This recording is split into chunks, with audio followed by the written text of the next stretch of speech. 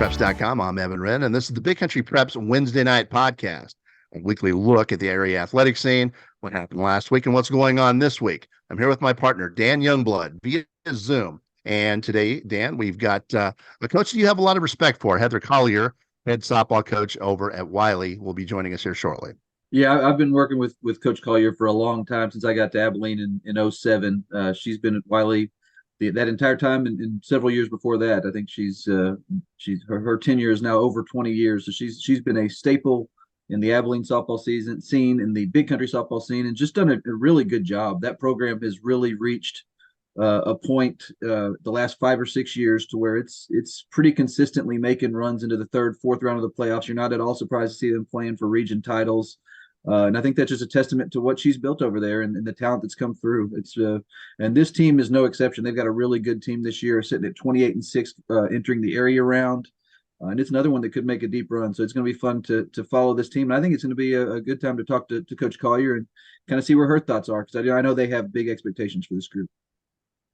All right, before we jump into this week's show, we need to thank some of our sponsors. First and foremost, for the Love of the Game Broadcasting, and our old friend Terry Slavens, owner of K-Lakes 93.5 FM out of Breckenridge, 97.7 FM KATX out of Eastland, Classic Country AM 1330 AM out of Graham, 94.7 FM KWKQ out of Graham, KROO 1430 AM out of Breck, and KWBY 98.5 FM out of Ranger. That is for the Love of the Game Broadcasting.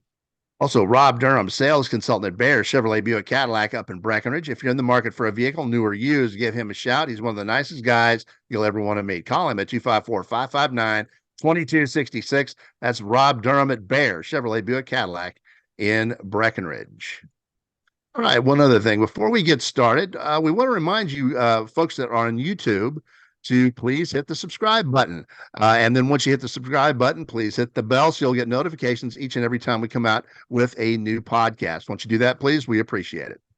All right. And with that, we're just about ready to welcome Coach Collier onto the show. Her and her Lady Bulldogs will be going into the area round this week against a difficult El Paso Parkland team. And it's been another really great season for her program in a tough district, as usual. Yeah, they came real close to winning that district too. They were the only team in that district to beat Lubbock Monterey. Abilene High had them down until their last at bat, really their last strike, I want to say. So had Abilene High held on to that one, it would have been a tie at the top between Wylie and Monterey, and then Abilene High was not far behind. So those are three really good teams, all of which have a chance to make a deep run. So a really fun district that really prepared, I think, Wylie well for the playoffs, and they're playing really well. They went and swept Plainview in the bi-district round, got a pair of one-hitters. Reese Farrer and Riley Moore were both outstanding. I think Reese struck out 14. Riley pitched a one-hit shutout in 5 innings. So they're taking a lot of confidence in this series against Parkland.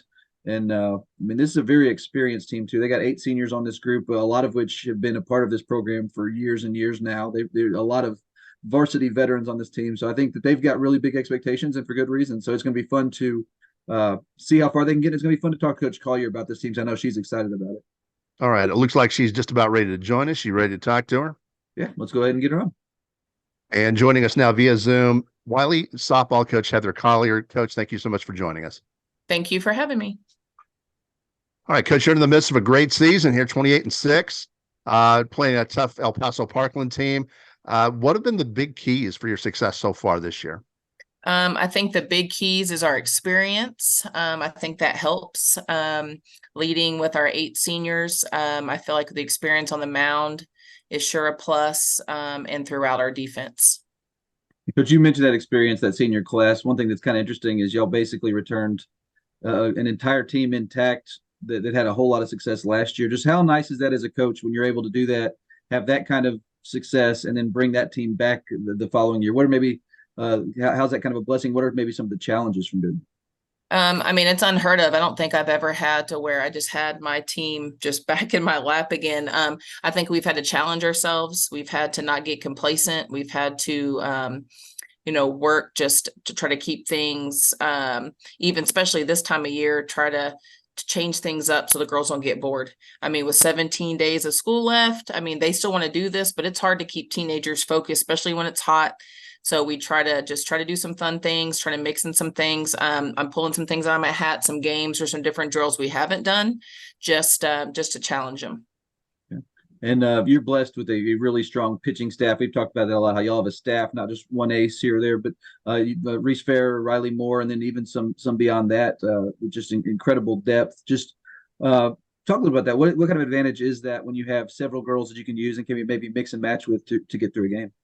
I mean, it's major between Reese, Riley, Hallie, and even Cashlin. She hasn't thrown a ton for us, but I have 4 capable arms. I think it doesn't put all that on one person's shoulders. I think it just gives us different looks. Maybe some teams, they have a hard time preparing for one pitcher because we have, very capable arms that could get it done, and they have throughout our season. I think that's really helped us. Coach, you played in a stout district with Monterey and Abilene. Talk about how that prepared you for the playoffs. I've said that year in, year out, ever since we've been in this district from when we moved up to 5A, our district, tough from top to bottom. I mean, doesn't even teams that didn't make the playoffs. I mean, Abilene Cooper played as well. Lubbock Coronado, Lubbock High was better this year. There wasn't a single district game that you didn't have to go out there and play. So I've always felt like our success in the playoffs in the long run has a lot to do with the quality of the district teams that we had to face week in and week out. And y'all got the playoffs started with a dominant sweep of Plainview. I guess just what stood out to you from that series, and kind of how nice was it just kind of get through any jitters you may have had and be as dominant as y'all were? I felt like the girls were prepared. They knew our game plan. They were able to go in and execute. I felt like Riley and Reese did a great job on the mound, kept Plainview from getting anything going offensively, really. Our defense gobbled up what was in play. I felt like offensively, we did a great job. Putting some good hits up, stringing some things together. We had some big time hits, with Hannah going long. Jaden had extra base hits, and then with Michaela with the grand slam. So, when you have that kind of excitement, it gets contagious. So I think the rest of the girls did a great job following suit. So at one point or another, everybody in our lineup contributed throughout the weekend. Coach, how much information have you been able to gather on Parkland? What are you guys facing this week? What's the challenge? I think the challenge is you have a team that hasn't made the playoffs for 7 years, and they be the Chapin team. I think a lot of people didn't expect them to beat, but it looks like this program's been continuing to improve. And now some people might think they're not supposed to be here, but that's why it's the playoffs. I mean, your record doesn't matter at this point. You're, 0-0, and they have something to prove. I think those are the teams that you definitely can't overlook. I mean, my motto has always been, you better respect your opponent. You don't fear him, but you better respect him, and you better go and do what you need to do, or that's when teams come up and get you.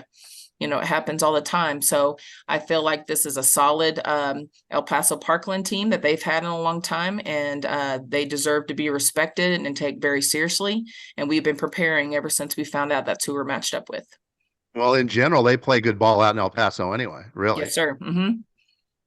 And you and I have talked a little about this, that your program right now is in a really good spot where kind of deep playoff runs have become a norm. What has kind of been the catalyst behind achieving that level where it's consistent, where y'all are doing this almost year in and year out? I feel like really a part of it, I felt out over the years, is staying in the weight room.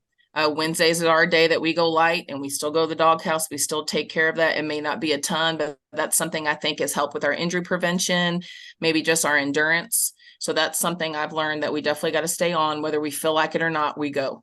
I feel like we get in a routine that we fine tune some things that we need to make sure that we're playing good, solid softball. And again, they're teenage girls. I think you got to find ways to sprinkle in some fun in there. Because if you don't, why would they fight to keep doing it if it's so just heart-wrenching? But I feel like this group, especially the 8 seniors and the underclassmen, they want to keep working to get to stay together for as long as we can. So I felt like the leadership that we've had the last several years, they're the ones that are motivating everybody and pushing them and wanting us to continue to play as long as we can. Coach, I've been around big country softball now for about 16 years. And to me, it just seems like in terms of overall depth and talent, the area is better than ever. Am I wrong? Is it as good as it's ever been? You've been around a little bit too. I definitely think through Abilene, I mean, this is my 24th year in the community, that it's had its ups and downs, but I do feel like the commitment with girls and their off time playing, whether it's travel ball or lessons or putting that time in. I definitely feel like all of our area, the softball's a lot of talent from small school to big school. It just sounds like the way the playoff runs, just the talent, those playing past high school, I definitely feel like we're on the uptick for sure. We have been for the last couple of years, and it just shows just the talent and the players that we've had in all the local schools just the last year or two, especially this spring, I felt like was outstanding. And you just mentioned it. You've been at Wylie more than 20 years. But in dealing with you after games, you seem as enthusiastic and seem to be having as much fun as ever. Just what is it that kind of keeps you coming back out year after year to coach these girls and to keep having fun? I just remember what it felt like as a player, just the growth. I think maybe the belief that I had coaches had in me that they saw something that I could achieve before I did. And I don't think these girls realize like how smart and talented they are until you just kind of push them to that limit to be like, wow, I can reach this.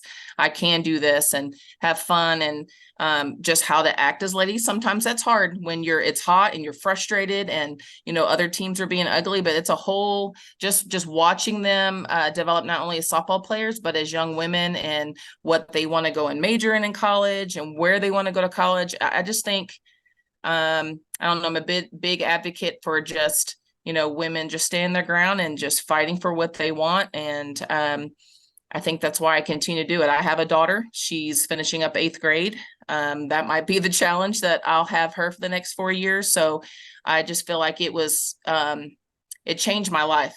It changed my life being a student athlete. And if I can be a small part of that journey and help them achieve confidence or success or fun, whatever they get out of the time that they have under me at Wylie, then I definitely want to be there for that. And last one. And this is one that I just find interesting. It's a little off the beaten path, but you mentioned just the commitment level that has kind of helped propel the programs to this level. And one thing that is kind of, you said, has done that is the travel ball aspect. We've got girls maybe playing more softball than they had in the past. Just how, as a high school softball coach, kind of what do you see as kind of being the perfect balance? How do you balance the school ball and the travel ball in a way that keeps you folks healthy and hungry and all those sorts of things? I think you have to watch depending. I know with several players do, especially as a pitcher, you want to make sure you don't get overthrown.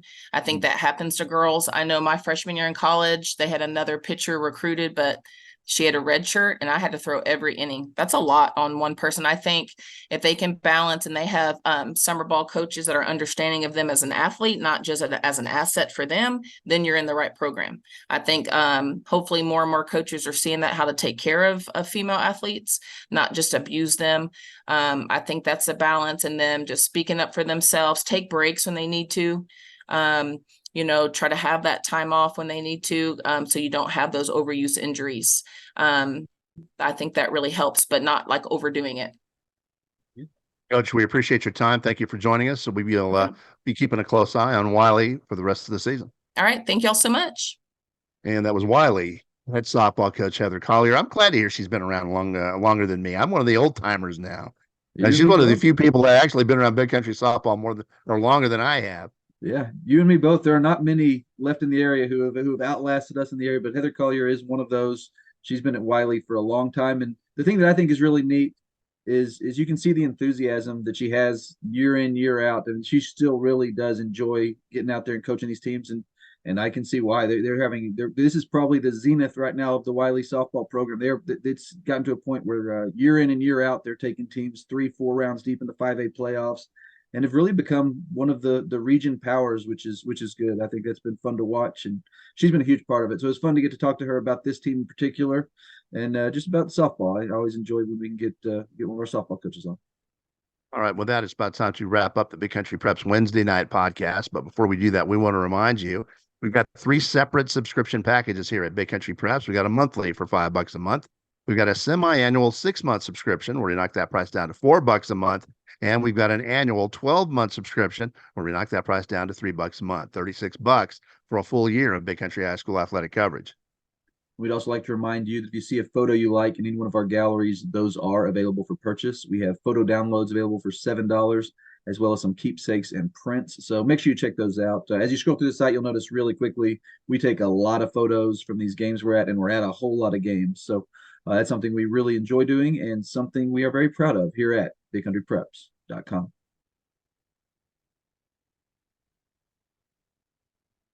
All big country, all high school, all the time. Welcome home.